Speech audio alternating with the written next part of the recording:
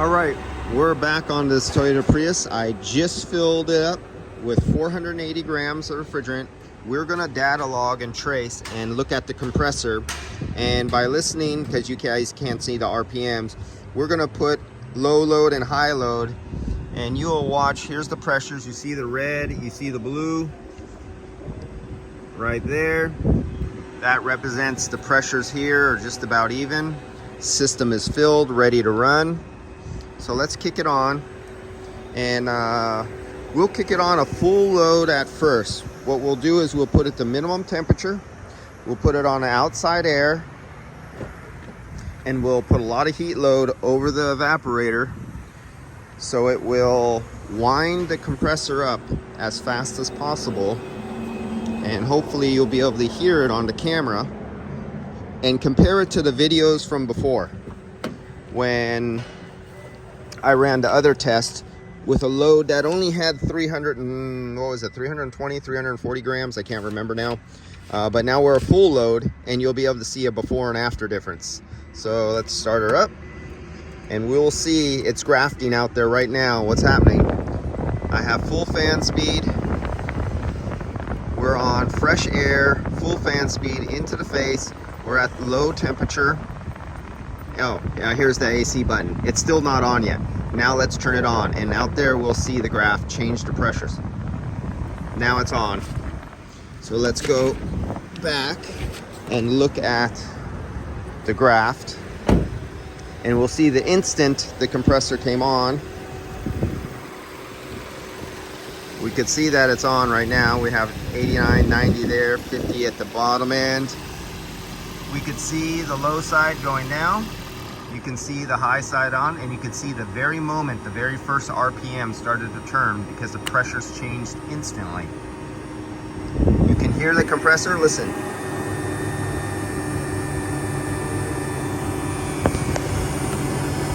Can you hear that? You can see the fan.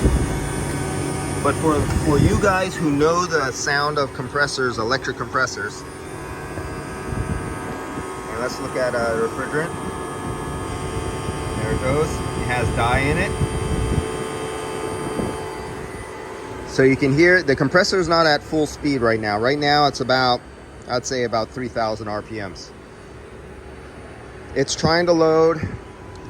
We could see our highest pressure went up to was almost 140 PSI.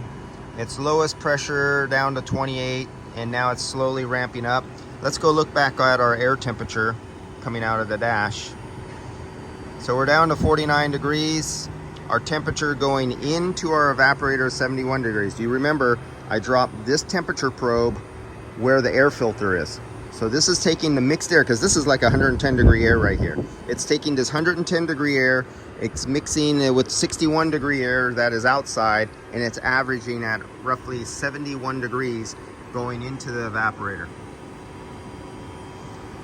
And you notice that the temperature is not coming down because I have the doors open and we're pulling in this warm air over the engine to put a load on the evaporator. And we'll let this graft here, and you can see it starting 46 degrees. We'll let that run a few minutes. Let's go back to our pressure. Let's see what our pressure is doing.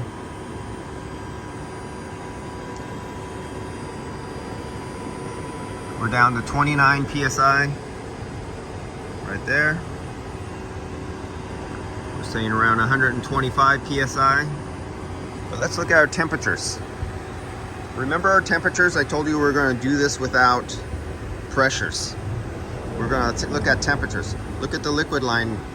It's still, now when it was 100 and some grams low, only 300, we were reaching 49 degrees at the suction line when it was 300 and some grams. That means it was, say, 100 grams low on charge at least, and we were still able to hit 49 degrees. You know, it's coming down just a little bit, and that's with the full charge. Got a Fisker coming in here.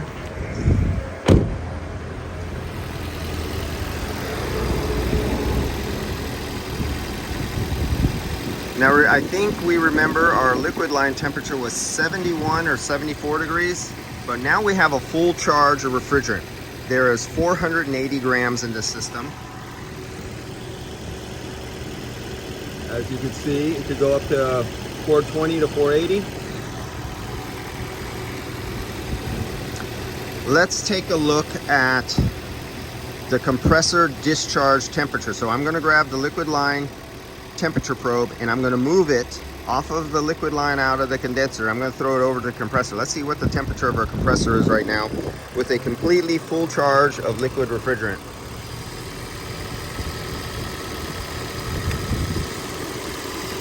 Let's see if I could get down there. How did I do this without burning myself or without touching moving fan or touching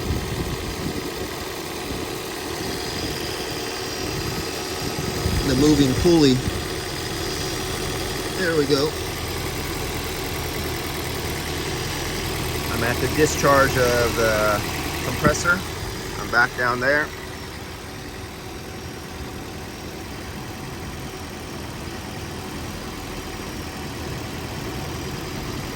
I think we were up to 150 some degrees before, when we were low by 100 grams. So we can see our suction line pressure has stabled out. Let's go back to, so we could come here and we can go, how's that go? Superheat and subcooling. There's our superheat and subcooling, and we can see the change.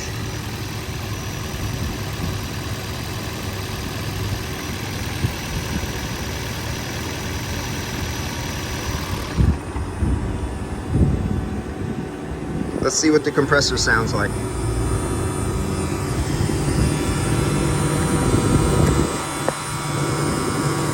Can you hear the compressor whining? I know you can hear the fans are blowing, but for those of you who know the whine of an electric compressor. Now keep that sound in mind, because now I'm going to take the load off of the evaporator. I'm going to stop the warm air from coming in here. I'm going to put it on recycle mode. I'm going to roll up the windows. We're going to lower the cabin temperature inside here. So let's go over to climate. Let's go to recycle. Let's roll up the windows.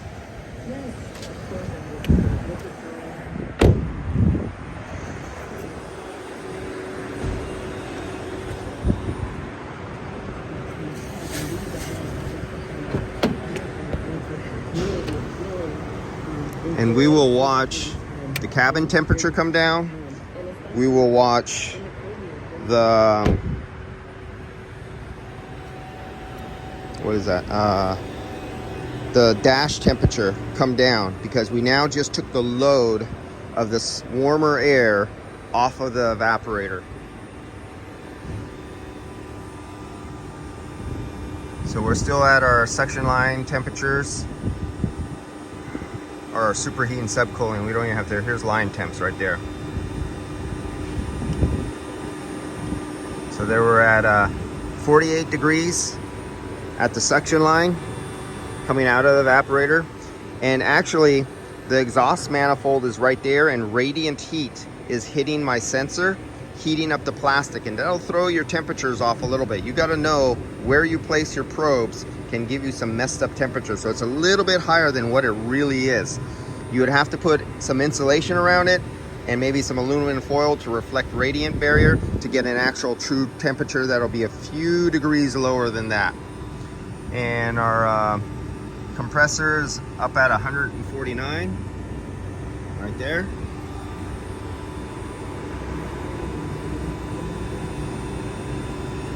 Saturation, we're at 31 Fahrenheit.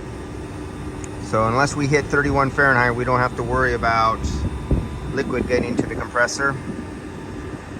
All right, so let's go back to our temperatures out the dash. We're at 43 degrees out the dash right now.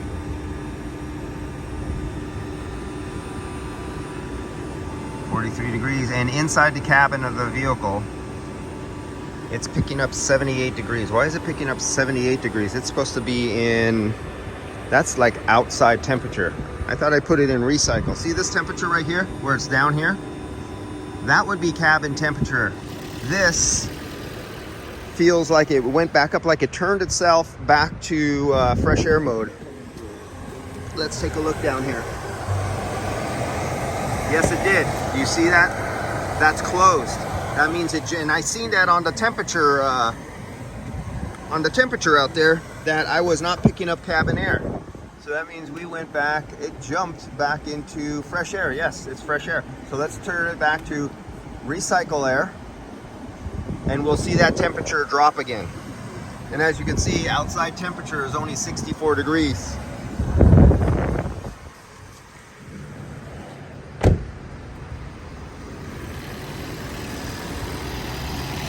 So there you go, it's coming back down. I put it in recycle. So all on its own, it kicked off the recycle mode and it kicked on fresh air. And I just hit the button right there. You see where it jumped down? And I put it back into recycle now. Now we're getting the temperature of the cabin air, so less load. Because what I'm going for, I want you guys to listen to the electric compressor start to wind down and go slower and slower. As the temperature goes down, we're down to 41 degrees. Right there. It's bringing in cabin air. The cabin air temperature is down to 65. Here's our suction line temperature, right there. And our superheat, don't pay attention to that because we're connected to the compressor. We're not connected to the liquid line. I mean, not superheat, subcooling. I always do that. I always say subcooling, superheat, and I get it mixed up all the time. Don't know why. Ever since I was a child, when my dad was teaching me that, I always reversed it. Okay, let's take a look over here, because I know there's guys who like to look at sight glasses no matter what. So I'll let the guys who like to look at sight glasses look at their pretty little clear sight glass. And now I'm going to take the temperature probe off of the compressor, measuring the temperature to compressor discharge, and I'm going to put it back on this liquid line, and we're going to measure the temperature of after the refrigerant has gone through the evaporator, lost its heat, rejected its heat, and comes back. So let me try to do that again without taking off tips of fingers with the rotating fan.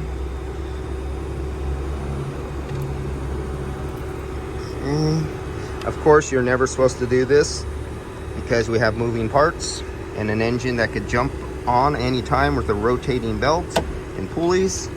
There we go. We are now on this liquid line right here. And as the temperature of the probe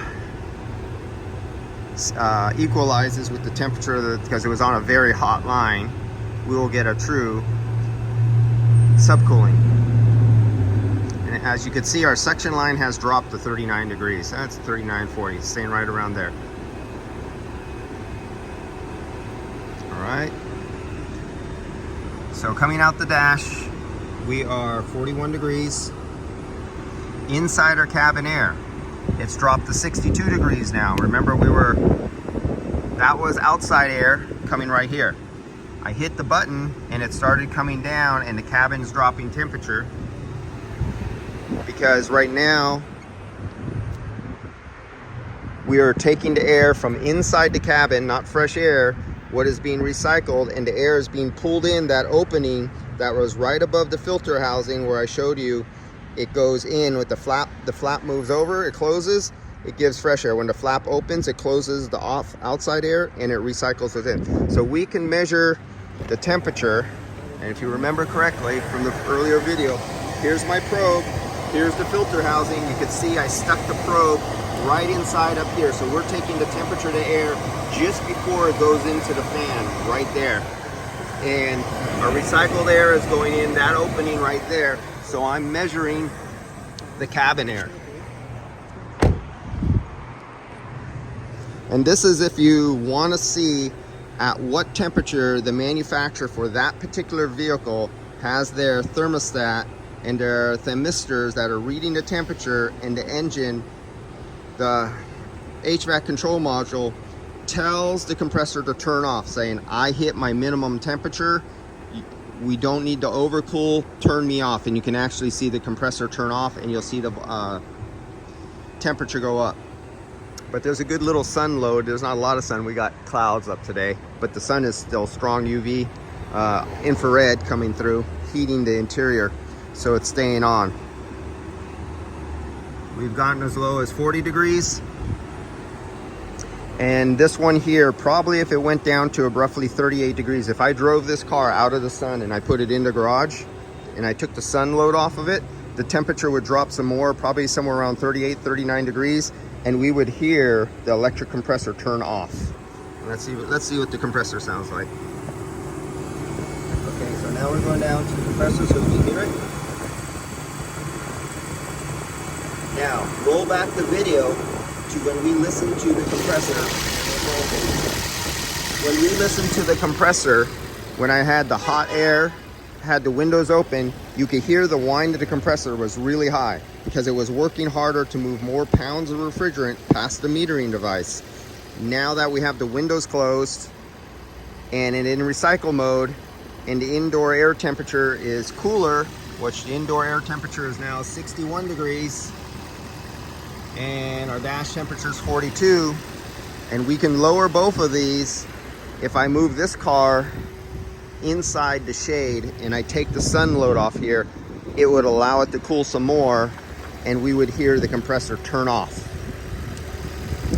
All right, that's enough. I got another car to go to, and I spent a lot of time making multiple videos just on this one car, trying to almost walk you through from the beginning to end to let you get an understanding of this particular vehicle with the high voltage 3-phase electric compressor and understand a little more about it. And where we go back here, now we're in high side pressure 207, and you can take snapshots of these, and this recording goes with your customer's invoice, their receipt. So the customer, you have proved to your customer you've let this run. Look at it, I got 17 minutes here, coming up on 18 minutes. I've let the vehicle run a long time. I have a long recording of what it's producing, what its temperature is. Out here with the door, when the doors were open, when the doors were closed, I could prove to the customer what their vehicle was doing before and what it's doing after, so they know that I actually did what I say. Because a lot of guys just write down numbers, and sometimes they're not so truthful if they have a problem and they think they could get away with it with the customer, and they lie to the customer. This doesn't lie. These are all sensors that are Bluetooth recorded to the software live on the vehicle reading. All right, guys, I'll see you later. Field piece. Automotive guys' best tool for HVAC.